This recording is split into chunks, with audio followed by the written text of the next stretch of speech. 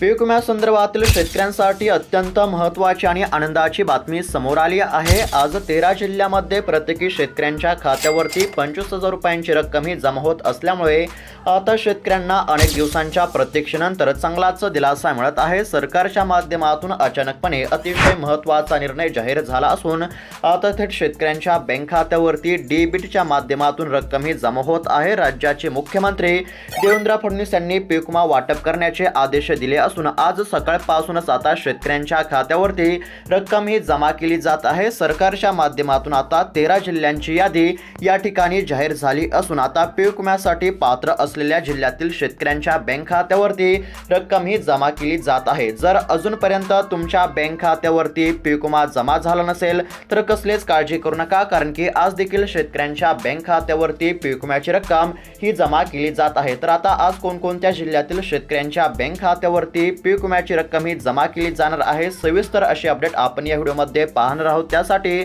फक्त व्हिडिओला शेवटपर्यंत पाहत चला। चॅनलवरती जर नवीन आलेला असाल तर आताच खाली दिलेल्या सबस्क्राइब बटनला क्लिक करून या चॅनलला देखील नक्की सबस्क्राइब करून घ्या।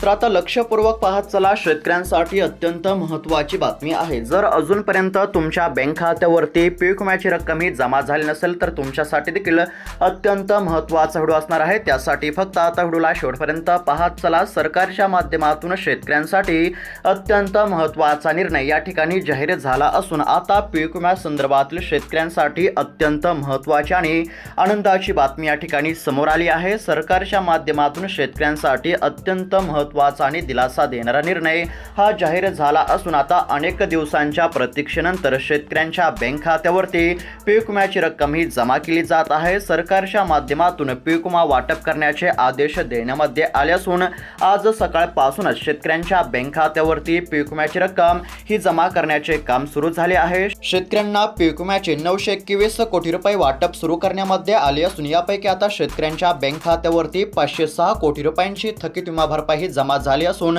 अजून उर्वरित भरपाईची रक्कम देखील शेतकऱ्यांच्या बँक खात्यावरती जमा केली जात असल्याची माहिती कृषी विभागाने दिली असल्यामुळे आता शेतकऱ्यांना कसलीच काळजी किंवा चिंता करण्याची गरज नाही। सरकारच्या माध्यमातून शेतकऱ्यांसाठी अत्यंत महत्त्वाचा निर्णय या ठिकाणी जाहीर झाला असून पीक विमा योजनेमधील रखडलेले सर्व दावे आता मंजूर झाले असून 2022 पासून थकीत असलेली पीक विम्याची रक्कम ही शेतकऱ्यांच्या बँक खात्यावरती जमा करण्यामध्ये येत आहे। जे शेतकरी 2022 पासून पीक विम्याच्या प्रतीक्षेमध्ये होते अशा शेतकऱ्यांना चांगलाच दिलासा मिळणार आहे, कारण की आता 2022 पासून थकीत असलेली पीक विम्याची रक्कम ही शेतकऱ्यांच्या बँक खात्यावरती हस्तांतरित करण्याचे काम सुरू झाले असून तब्बल 921 कोटी रुपयांचा निधी हा शेतकऱ्यांच्या बँक खात्यावरती जमा केला जात आहे। सरकारच्या माध्यमातून शेतकऱ्यांसाठी अतिशय महत्त्वाचा आणि दिलासा देणारा निर्णय हा आपल्याला पाहायला मिळत आहे। यामुळे आता शेतकऱ्यांना देखील चांगलाच दिलासा मिळत असल्याचे पाहायला मिळत आहे। अनेक दिवसांच्या प्रतीक्षेनंतर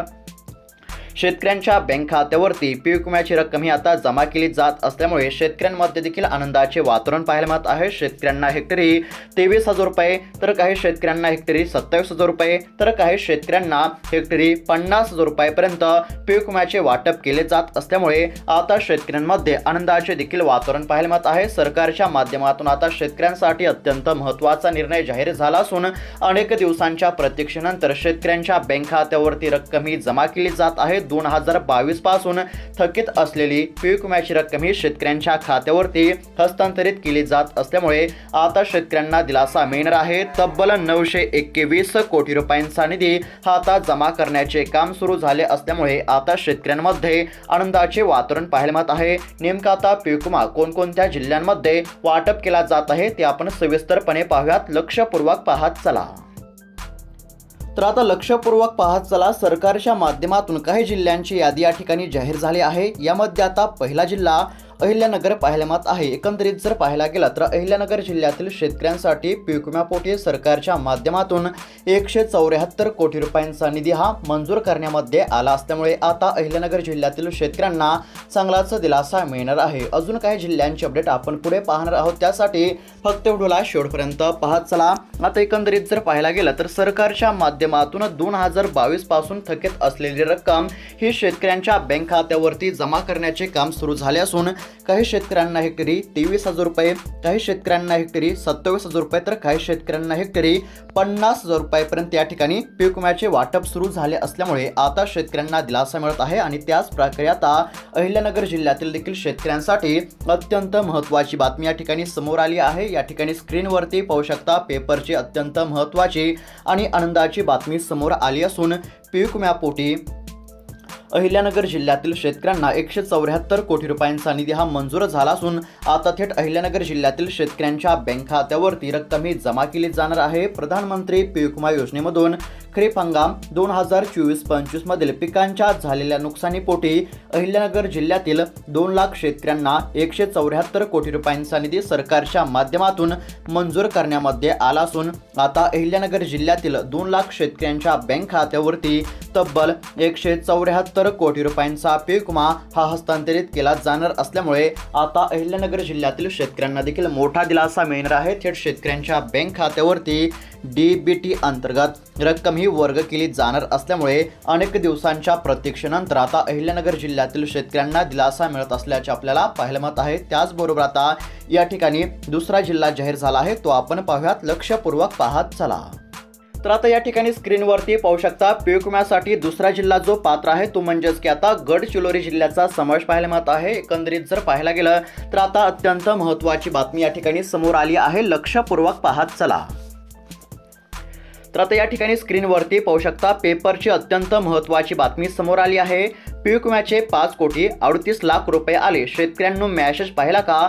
वर्षभराची प्रतीक्षा संपली, पोळा सणापूर्वीच रक्कम आल्यामुळे दिलासा, अशा प्रकारची अत्यंत महत्त्वाची बातमी या ठिकाणी समोर आली आहे। मागील वर्षापासून शेतकऱ्यांना पीक विम्याच्या हप्त्याची प्रतीक्षा होती।